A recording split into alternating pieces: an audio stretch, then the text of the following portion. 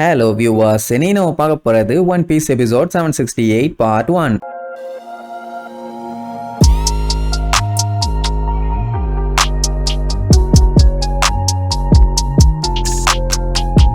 Open பண்ணா அந்த beast பைரட்டை சேர்ந்த பேக்கு ஜாக்கு அதான் எம்பரர் கைடோவோட ரைட் ஹேண்ட் மேனு அவன் செத்து போயிட்டான்னு சொல்லி நியூஸ் பேப்பர்ல வந்திருக்கு. எதுக்குன்னா டோஃப்ளமிங்கோவை கூப்பிட்டு போன கான்வாயை அட்டாக் பண்ணான்னு சொல்லி. இதுல இன்னொரு மேட்டர் என்ன தெரியுமா, இந்த நியூஸை இப்ப படிச்சுக்கிட்டு இருக்கதே அந்த ஜாக்கு தான். அவன் ஆளுகிட்ட ஏண்டா என்ன பார்த்தா என்ன செத்து போனவ மாதிரி தெரியுது, நல்லா பார்த்து சொல்லுங்க. என்ன ஒண்ணு இல்லவே இல்ல மாஸ்டரும்பானுங்க. அப்புறம் என்ன கூந்தலுக்கடா அந்த ஷிப்பு ஸ்லோவா போகுது, வேகமா போகடான்னு சொல்லி கப்பலை அடிச்சு ஓட்டிட்டு இருப்பானுங்க. அட ஒரு கப்பல்ல இவன் தப்பிச்சு போறான்னா பரவாயில்ல, எல்லா கப்பலும் அப்படியே பொக்கிஷமா புதுசா இருக்குது. அப்புறம் எதை வச்சு இவனை போட்டு தள்ளிட்டானுங்கன்னு சொல்லி நியூஸ் கொடுத்தானுங்க. மொத்தத்துல ஏதோ ஒரு பெரிய குழப்பம் ஒண்ணு நடந்திருக்குது. அதே நேரம் இங்க ஐலாண்ட்ல இருக்க மக்கள் எல்லாருமே செம ஹாப்பியா இருக்காங்க. கொஞ்ச நேரத்துக்குள்ள நம்ம ஆளுங்க உசுர வாங்கிட்டாங்க ஐயா. அப்புறம் ரெண்டு குரூப்பும் மாத்தி மாத்தி தேங்க்யூ சொல்லிட்டு கின்னு ப்ரூஃபுக்கு அவன் முதுகுல இருக்க ஒரு சிம்பிள் ஒண்ணு காட்டுவான். அது ஆக்சுவலா கொசுகி கிளானோட கிரஸ்டாமா. அதே மாதிரி தான் டியூக்கு மாஸ்டர் கேட் பைப்பர் அவங்க முதுகுல எல்லாம் இதே சிம்பிள் தான் இருக்கும். உசோப் எல்லாம் பார்த்துட்டு அட வீணா போனவனுங்களா, ஒரு செகண்ட்ல எனக்குள்ள ஒரு வேர்ல்டு வாரியே நடத்தி விட்டுட்டீங்களே,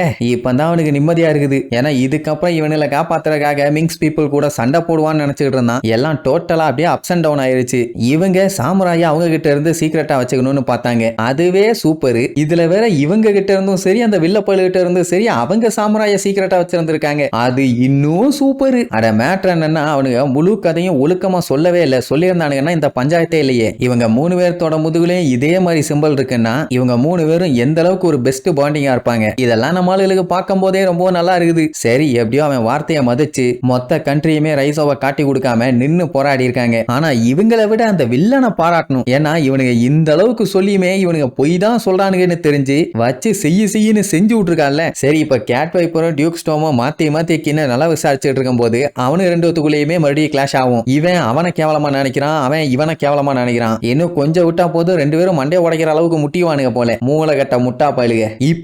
இப்பதான் ஒன்னா சேர்ந்து உட்கார்ந்துட்டு இருக்கானுங்களேன்னு எல்லாருமே நம்பினாங்க. ஆனா அடுத்த செகண்டே மண்டையில மண்ணு வாரி போடுற மாதிரி பண்ணிட்டு இருக்கானுங்க பாத்தீங்களா. ஊர் மக்களுக்கே கவலையாகும் இவனுக்கு திருந்த மாட்டானுங்களான்னு. சரி எப்படி இருந்தாலும் ரெண்டு பேருக்கும் ஒருத்தனுக்கு ஒருத்தன புரியாதானே. சோ சிறப்பா அவனுக்கு சண்டையை போட்டுக்கிட்டு இருப்பானுங்களா. அதை பார்த்த மோமோ செம்மையா கடுப்பாயி ரெண்டு பேரும் சண்டையை நிறுத்துக்கடான்னு பச்சை பச்சையா திட்டுவான். எல்லாருமே பார்த்துட்டு ஒரு செகண்ட் ஷாக் ஆயிருவாங்க. என்ன புடிப்பைய இந்த கத்துக்கத்தான்னு. அவன் இருந்துட்டு ஏண்டா ரெண்டு பேரும் நல்ல ஃப்ரெண்ட்ஸா தானே இருந்தீங்க, அப்புறம் ஏண்டா அப்படி மூளை குழம்பி போய் மாத்தி மாத்தி கொண்டு நினைக்கிறீங்க, இதுக்கு மேல உங்க சண்டையை எங்களால ஏத்துக்க முடியாது. அப்படி நீங்க ரெண்டு பேரும் சண்டை போறதே என்னோட அப்பாவால தானா, உங்க ரெண்டு பேர்த்தையும் இந்த நிலைமையில பார்க்கும்போது எங்க அப்பாவுக்கு கவலையா இருக்காதா அப்படி இப்படின்னு அழுதுகிட்டே கத்துவான். ஊரே காரி துப்பி சமாதானம் ஆகாதவனுங்க இப்ப அப்படியே சைலண்ட் ஆயிடுவானுங்க. இங்க நம்மளுக்கு ஒண்ணு புரியல, ஏண்டா உங்க டேடி கின்னு இங்க தானே நின்னுட்டு இருக்காரு, அவரு தான் சண்டை போறத பாத்துட்டாரு, அப்புறம் சேடானா என்ன ஃபேடானா என்ன, மூளைகட்ட முட்டாப்பையிலன்னு உசோப்பு வண்டியா திட்டுவான். மத்த யாருக்கும் புரியல. ஆனா நம்ம ரோபினுக்கு புரிஞ்சு போச்சு. அட பாவிகளா இங்கேயும் ட்விஸ்டாடான்னு மாத்தி மாத்தி சண்டை போட்டு கத்திட்டு இருந்தவனுங்க டப்புன்னு நம்ம மொமனசுக்கே காலில் விழுந்து எங்களை மன்னிச்சிருங்க, நாங்க இந்த மாதிரி உங்க முன்னாடி தப்பு பண்ணது எங்களுக்கே அவமானமா இருக்குது, நீங்க சொன்னதான் ரைட்டு அப்படின்னு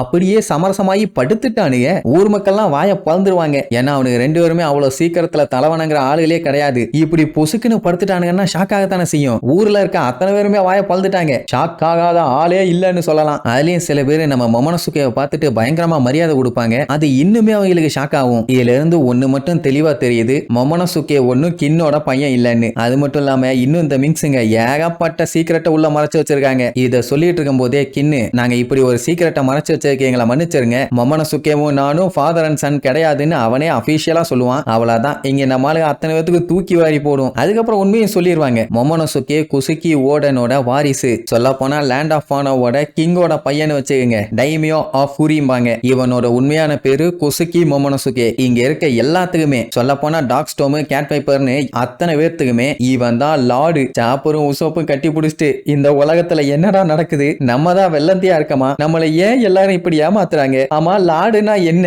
அப்படின்ட்டு சாப்பர் தான் அழகா புலம்பி தள்ளுவான். ஒன்னு உசோப்பு அந்த நாய் பூனை கின்னு காஞ்சிரும் அவங்க எல்லாருமே வெத்து வேட்டு மச்சான், எல்லாருமே நம்மளை வச்சு கேம் விளையாண்டு இருக்காங்க, சொல்ல போனா எனக்குமே ஒன்னும் புரியலடா ஐயோ ஐயோன்னு மண்டையா பிச்சுக்குவான். உடனே அங்க சுத்தி இருக்கவங்க எல்லாம் குசுகி கிளானோட வாரிசு ஓடனோட பையன், நம்ம எப்படி இவனை மிஸ் பண்ணணும்னு சொல்லி அங்க ஒரே குசு குசு குசுன்னு எல்லாம் பேசிக்குவாங்க. இந்த அளவுக்கு பயங்கரமா அவனை ப்ரொடெக்ட் பண்றாங்கன்னா கண்டிப்பா அவன் கொஞ்சம் பவர்ஃபுல்லான ஆளா தான் இருக்கணும்னு ரோபின் கரெக்டா கண்டுபிடிச்சிருவான். இப்போ இவங்க வர வழியில மொமோனோசுகேவோட உண்மையான ஐடென்டிட்டி வெளியில ரிவீல் ஆயிருந்துச்சுன்னா ஏகப்பட்ட எனிமீஸ் அவனை ரவுண்டு கட்டியிருப்பாங்க. அதனால தான் 2 பேருமே அப்பா பையன் மாதிரியே நடிச்சிருக்கானுங்க. அதுலயும் சில பேர் மொமோனோசுகேவை தான் டார்கெட் பண்ணியிருப்பாங்க. ஏன்னா அவங்களுக்கு உண்மை என்னன்னு தெரியும். அந்த டைம் ஏன் இவனை டார்கெட் பண்றாங்கன்னு நமக்கு தெரியாது. ஆனா இப்பதான் தெரியுது. ஆக்சுவலா நம்ம ஆளுகிட்ட ஏன் இந்த மேட்டர் சொல்லனா அவன் சொல்லணும்னு தான் ட்ரை பண்ணான். பட் அந்த அளவுக்கு ஒரு நல்ல சான்ஸ் எங்கேயுமே கிடைக்கல. எங்க எப்ப பார்த்தாலும் ஒரே பஞ்சாயத்தா தானே போயிட்டு இருந்துச்சு. அதனாலதான் இப்போ சொல்றோம் என்னைய மன்னிச்சிருங்கம்மா. லூஃபியை பார்த்துட்டு நிஜமாவே நீங்க அப்பா பையன் இல்லையாமா? உடனே இடையில ப்ரூக்கு பூந்து ஆனா ஒண்ணு மட்டும் உறுதிடா, நீங்க 2 பேருமே கேடு கட்ட நாய்ங்க. 2 பேத்துக்கும் பொம்பளை சோக்கு.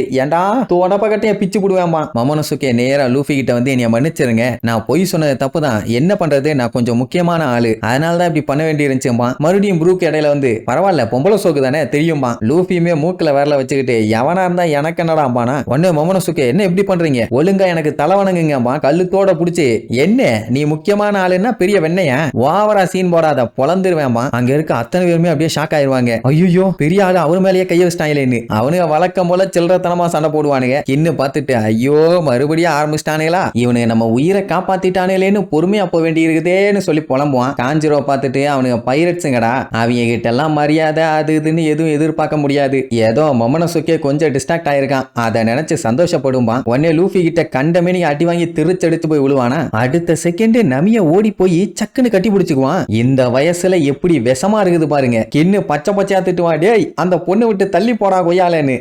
மாட்டேன்னு இன்னும் அவளை ஈர்க்காம பிடிச்சுக்குவான். உடனே நமி நைசா என்னப்பா கண்ணு, உன் டேடி அவ்வளவு பெரிய லாடுனா கண்டிப்பா அவருக்கு கோட்டையில ட்ரெஷர்லாம் இருக்கணுமே கரெக்ட் தானே அப்படின்னு நைசா ட்ரெஷரை பத்தி விசாரிப்பான். சோ இப்படி எல்லாருமே ஜாலியா பேசிக்க ஆரம்பிச்சிருவாங்க. இதுல அந்த மொமோனோசுகே நமியை விட்டு அவனை பிரிச்செடுத்தா நேரா ரோபின்ட்ட போய் ஜம்ப் அடிச்சிடறான். அப்படி அவன் அங்க ஜாலியா என்ஜாய் பண்றத பார்த்த உடனே இவங்க 2 பேத்துக்கும் ரொம்ப சந்தோஷமா இருக்கும். மொத்தத்துல எந்த பஞ்சாயத்தும் இல்லாம எல்லாருமே இப்ப ஒன்னா சேர்ந்துட்டாங்க. ஆனா இதுக்கப்புறம் தான் ஒரு பெரிய கலவரமே நடக்க போகுது. அது என்ன ஏதுன்னு அடுத்தடுத்து வர எபிசோட்ல பார்க்கலாம். டாடா.